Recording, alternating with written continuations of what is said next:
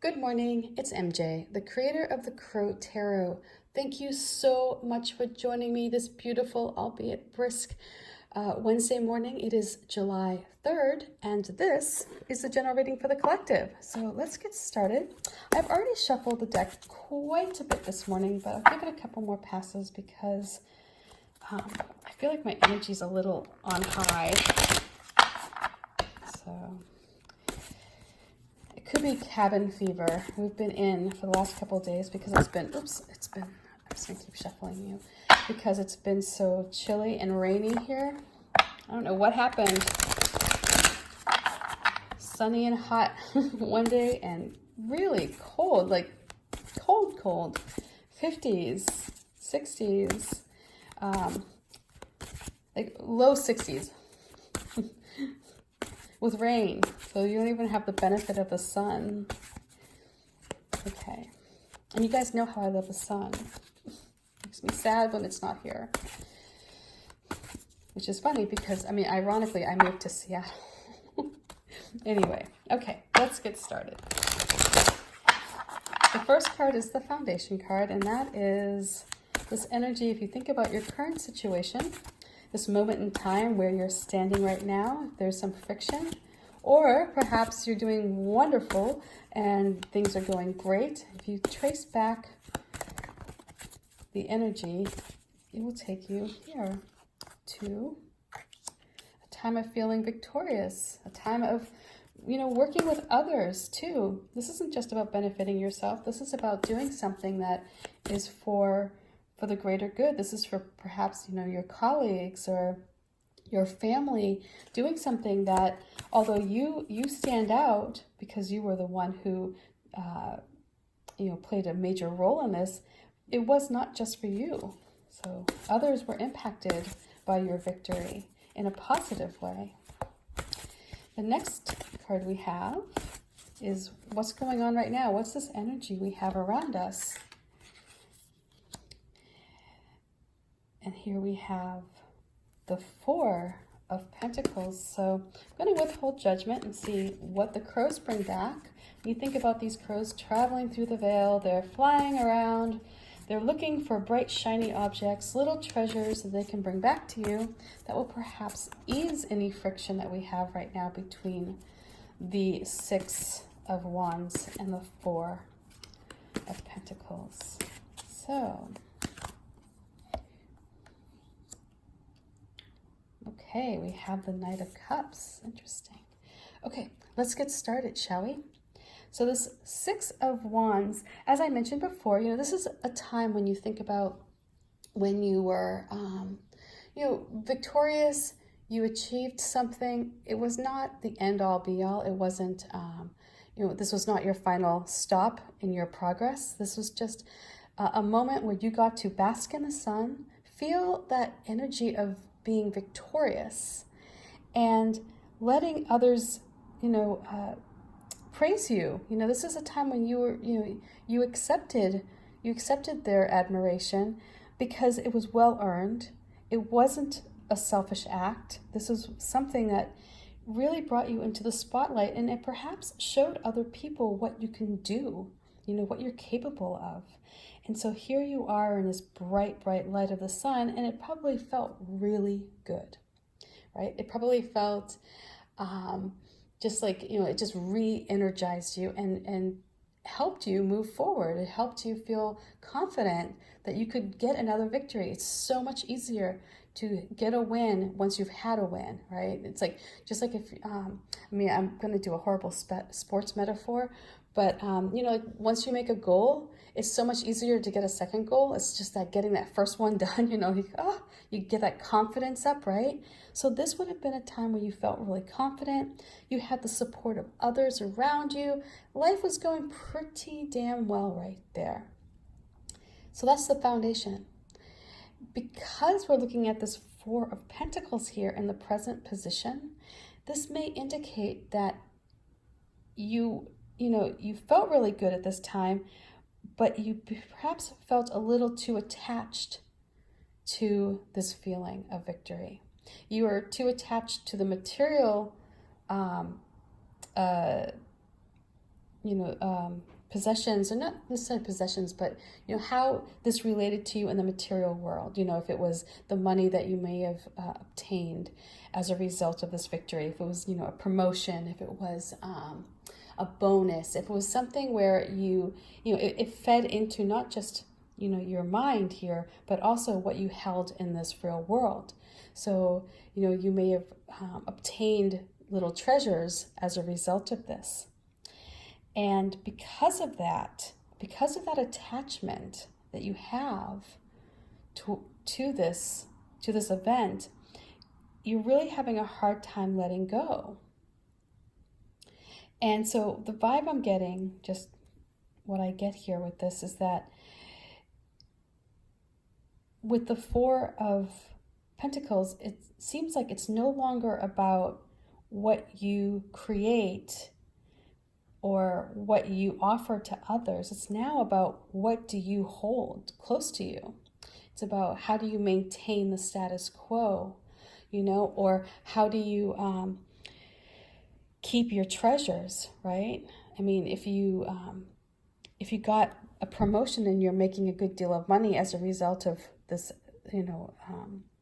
this event tied to the Six of Wands, you may be feeling as though that defines you, and that it's not the act that defines you, but it's the financial aspect of it, where you stand financially. It's no longer about the cause, it's now about the money. And when you do that, when you think in those terms, if you think about like, well, I'm going to do this and it's going to make me X amount of money, you all of a sudden lose potential. I mean, because your creativity diminishes. I mean, it's so hard to be creative when all you're focused on is money. It's so hard to allow for new opportunities to come in because you're just trying to keep what you have, right? So this reading is really about, like taking this victory of yours and letting it expand. Not restrict it, right? Because that's what I feel like we got going on here. We have the city off in the distance, and that indicates a place of potential and expanding your horizons and, allowing for wonderful new events to come into your life that will bring in more prosperity, but you can't get there because the focus right now is just keeping what you achieved back here with the Six of Wands. So, it's like it has to, whatever this is, the money has to be second to helping others, or whatever your creative process, whatever this, or doesn't necessarily, I mean, when I say creative, that's anything. I mean, you could be an accountant and be creative. However it is that you got to this victory circle, that's where you're going to find future success. It's not going to be in the end result of what you get from being in the victory circle. Does that make sense? Right? My God, I feel like my head needs some more caffeine. It's about the process of getting here. It's not about the end result. But right now, the focus is on the end result. The focus is on how do I keep, my salary, or how do I, it's now just become all about the financial aspect, or the rewards, the tangible rewards. So the Knight of Cups comes in here with the message of, connecting with people, being empathic, seeing the world as a place that is fun, that you can have some adventure, let your charisma shine. When you're in this state of holding all of your treasures really close, you're less open to other people as well, right? I mean, like when you're in a state of lack and you're in a state of scarcity, you're not, I'm just going to say it, an engaging party guest, like your focus is like you become that Debbie Downer where you're just like, wah, like all you can focus on is what you may lose opposed to what you may gain. And so here, the Knight of Cups is saying, let loose, Be creative again. Tap into this creativity. Tap into your emotions, right? Connect with other people on a deeper, more personal level. Doesn't mean that you need to create lifelong bonds with these people, because the Knight of Cups is not all about that. The Knight of Cups is about enjoying life and getting out there and having a good time at a party and connecting,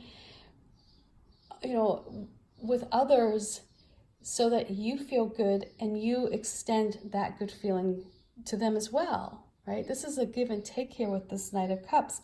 This energy is very fleeting. It's like, this is the, I always say, it's like, this is like the best party guest you could ever hope for. This is that person that comes in and gets the party going. They know everybody's name. They've got they're in control of the radio, or not the radio, but the stereo, and their playlist is wonderful.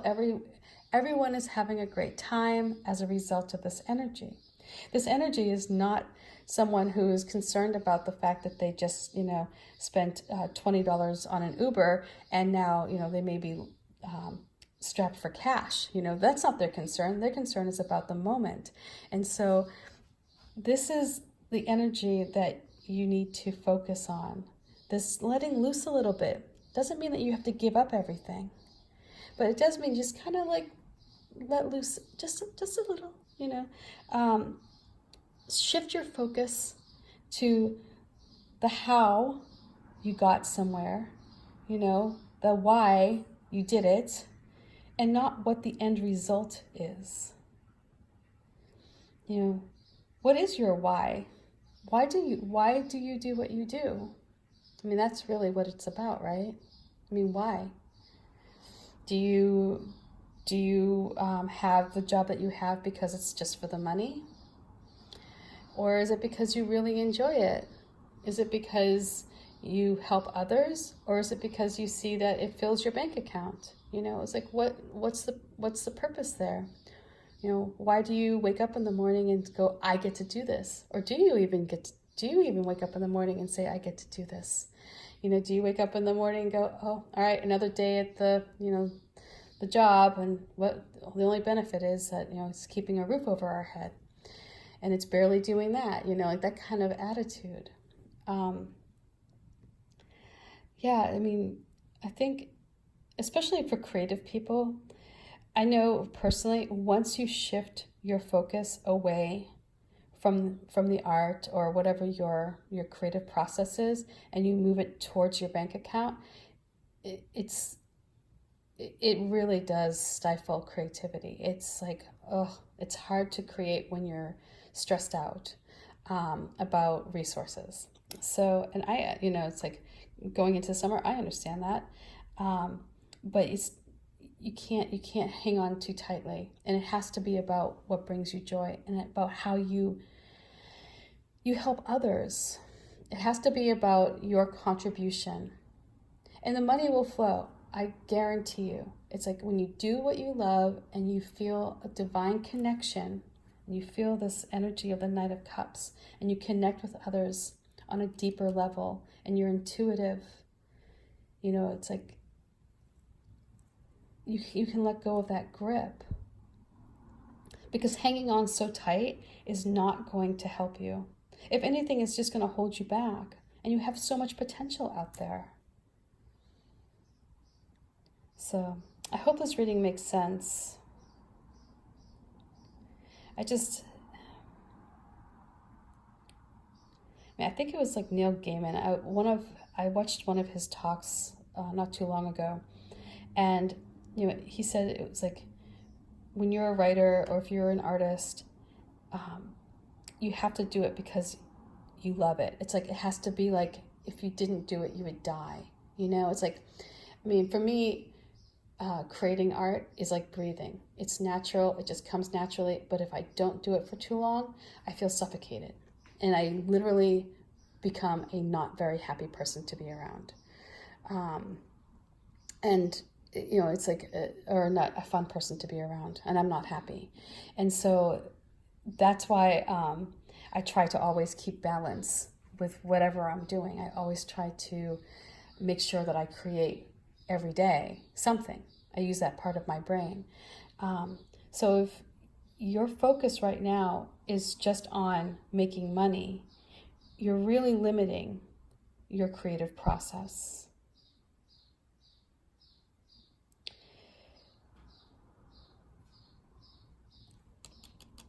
Again, this Knight of Cups energy is not, this is not that energy that,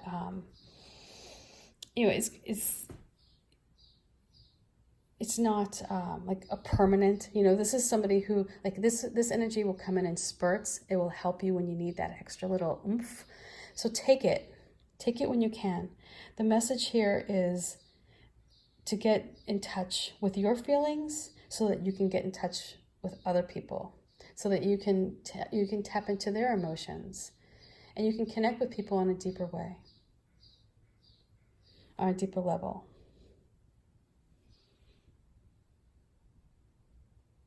And that's what's going to, that will reignite your creativity.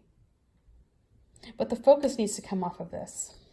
That's like what's holding, if you're feeling any sense of friction with your situation, it's because you're holding on to the rewards of whatever this event was too tightly.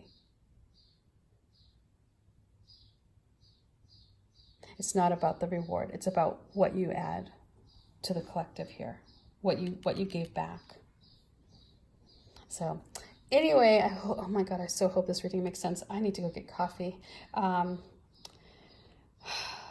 Yeah. All right. Bye for now. Much love. I will talk with you tomorrow. Peace.